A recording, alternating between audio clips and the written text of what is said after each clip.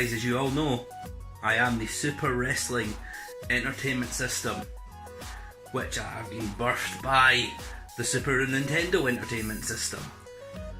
Retro gaming is something very near and dear to my heart. It's something that moulded me as the person I am today. It moulded me as the champion I am today. And I think there's no better time to try new things than now. So yes, you guys can all jump on your PS4s and your Xboxes and, play games with your friends. That's absolutely fine.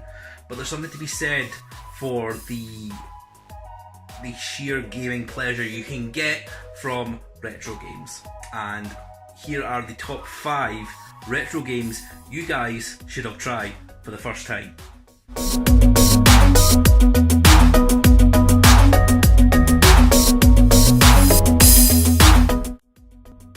Released in 1992 for the Sega Mega Drive or the Sega Genesis, Sonic the Hedgehog 2 is the massively successful sequel to the massively successful Sonic the Hedgehog 1, which was released for the Mega Drive and the Master System, which is the first Sonic game I played.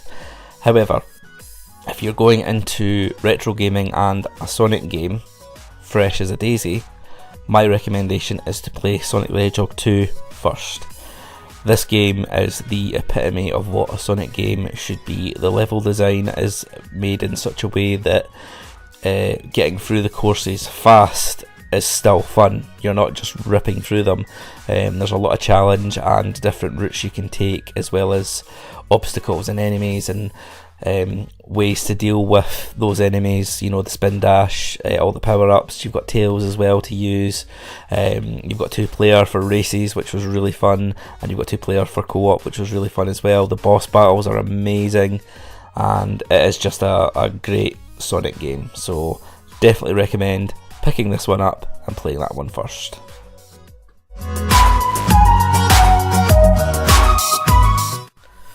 This game, pun absolutely intended, is a complete blast.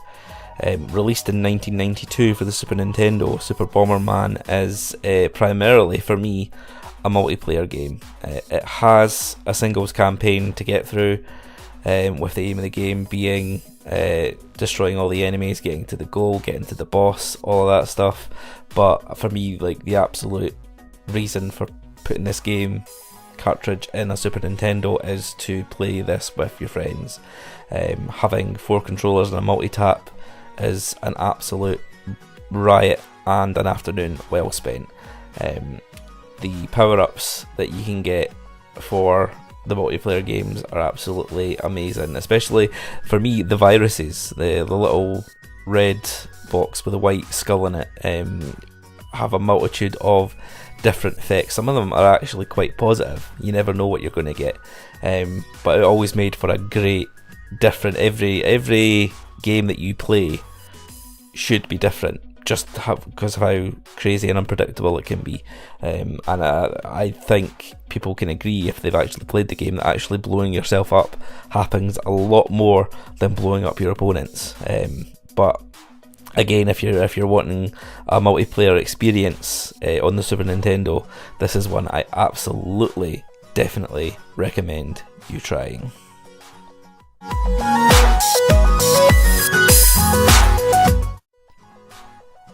Released in 1996 for the PlayStation 1 and developed by Naughty Dog, who would go on to develop games such as The Last of Us or Uncharted.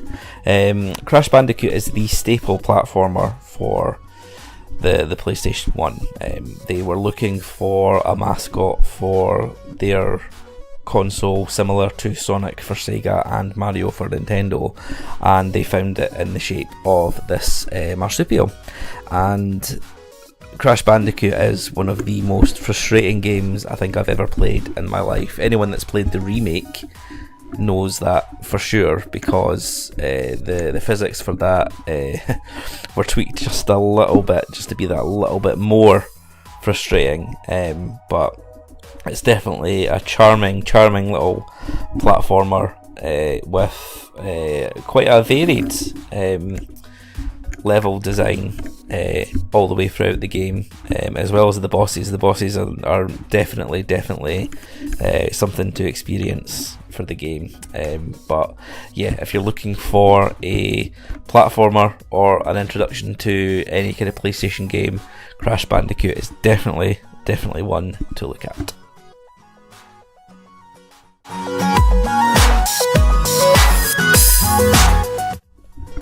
Oh, this game. Released in 1992 for the Super Nintendo, Legend of Zelda: A Link to the Past is the first Zelda game that I completed from start to finish. I would say it's probably the first open world game I can think of, because the map is absolutely massive compared to all the dungeons that you're going through, and bearing in mind that the worlds get flipped to a dark world, so you've got two big massive maps to explore. Obviously the goal is to go around these dungeons, collect all the items and the gems to go and fight the big boss at the end, but there's so much to do in terms of visiting characters, completing little side quests, doing various bits and pieces to get, you know, upgrades to your items, all that kind of thing. And yeah, like if there's any entry level Zelda game to play, I'd say this is the one to do first.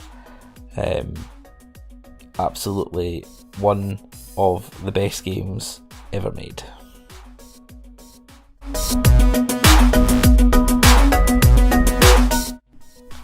Now this is the game that I would say started it all for me.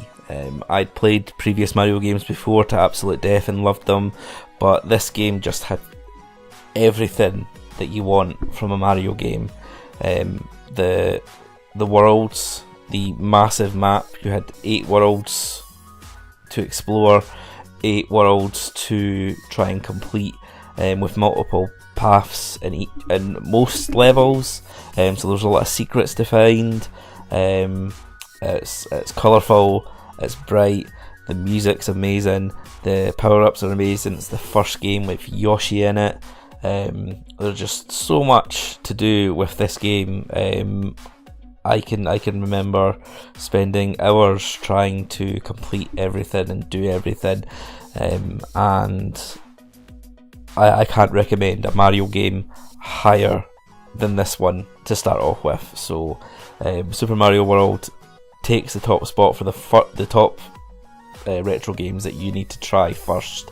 It is the epitome of retro to me. So I hope you guys enjoyed that. That is the top 5 retro games that you need to try first for the first time. Just a small reminder, I run a retro gaming event company called Press Start Gaming Scotland. We run gaming events for kids, for adults, for collectors, so please check out our Facebook for that. I also have a gaming and wrestling and everything themed podcast called Playcast. You can find that on Spotify. Check that out as well. Stuff coming out for that all the time. Stay safe and we'll see you in the next video.